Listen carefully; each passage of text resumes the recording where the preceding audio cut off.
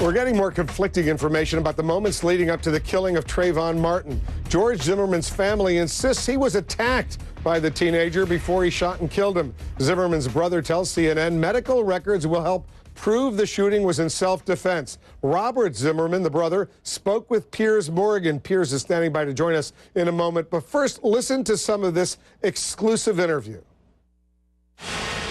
What did George tell you Trayvon Martin allegedly did to him?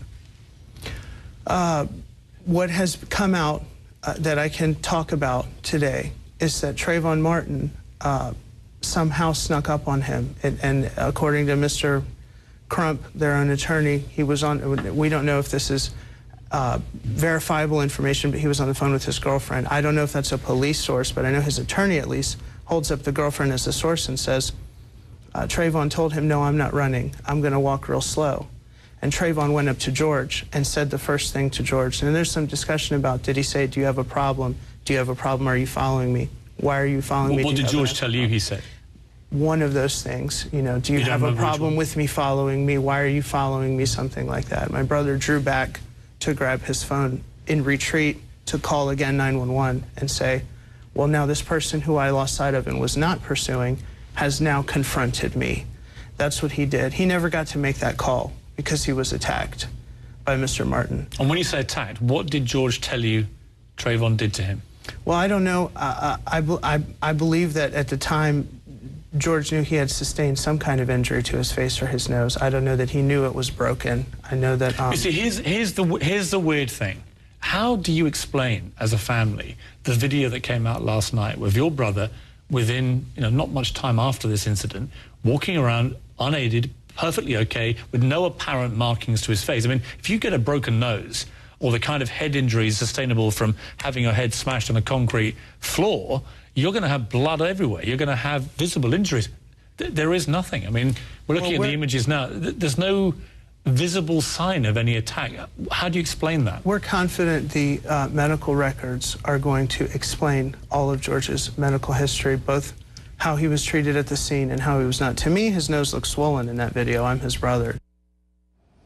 Piers is joining us now. Piers, a good interview. It's obviously gotten a lot of buzz out there, but what do you think? How credible is this brother?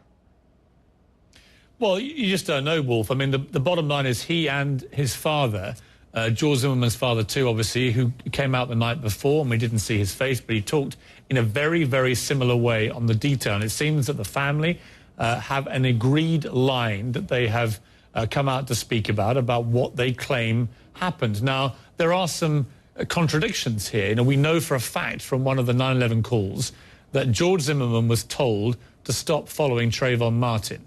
And yet we're now supposed to believe that he carried on, and then he stops, and then Trayvon Martin snucks up on him, to quote Robert Zimmerman, and surprises him. So is that likely? Is that credible? It would seem unlikely, not very credible, but that's the version they put forward. The other interesting question that came from another guest of mine last night, Mike Tyson, when I asked him about this, he said, well, what wasn't obvious from that interview when you talked to the brother was how Trayvon Martin would have known that George Zimmerman had a gun, a concealed firearm. And that hasn't been explained. The argument that the family are putting forward is that George Zimmerman basically was going for his gun because he could see Trayvon Martin going for it first. Well, to do that, he'd have had to have known that there was a gun. And so there are lots of unanswered questions here. And the family's version of events is very precise, and you could argue, if you were cynical about this, very deliberately designed to qualify under Florida's particular stand your ground law. And if you believe their version of events, and that is indeed what happened, then they would have an argument under that law for self-defense because you believe that your life is in imminent danger.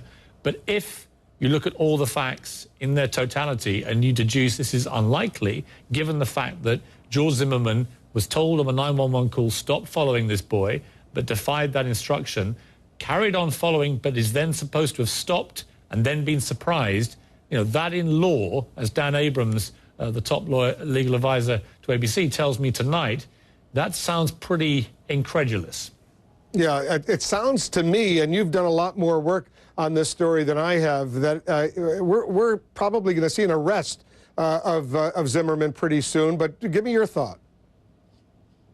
Yeah, I think that it might help everybody. I mean, it obviously wouldn't help George Zimmerman, but it might help the temperature of this whole story if the legal process began with an arrest and a proper investigation and potential charges, maybe even a trial. Because at the moment, you have a situation where it appears on the ground, on the night, the law enforcement authorities in Florida that night had differing views. Some wanted to charge him with manslaughter. Others thought that under the stand your ground law, he should be free to go home.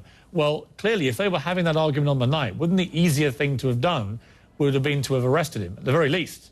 And then comes the question of the injuries. You know, if you believe the family, Trayvon Martin snuck up, their words, not mine, on George Zimmerman, began attacking him, began pounding his head into the floor, broke his nose, and yet within half an hour, because we believe that video from the current timeline that's available was about 30 to 38 minutes later, he appears perfectly normal. There's no sign of any blood. There's no sign of any injuries to his head. It doesn't tally with somebody who's just recovered from a terrible beating, so bad that he feared he was about to be killed. Piers, are going to have a lot more on this story coming up later tonight on Piers Morgan. Tonight, 9 p.m. Eastern. We'll be watching Piers as we do every single night. Appreciate it very much. Thanks, Wolf. I appreciate it. Thanks, Wolf.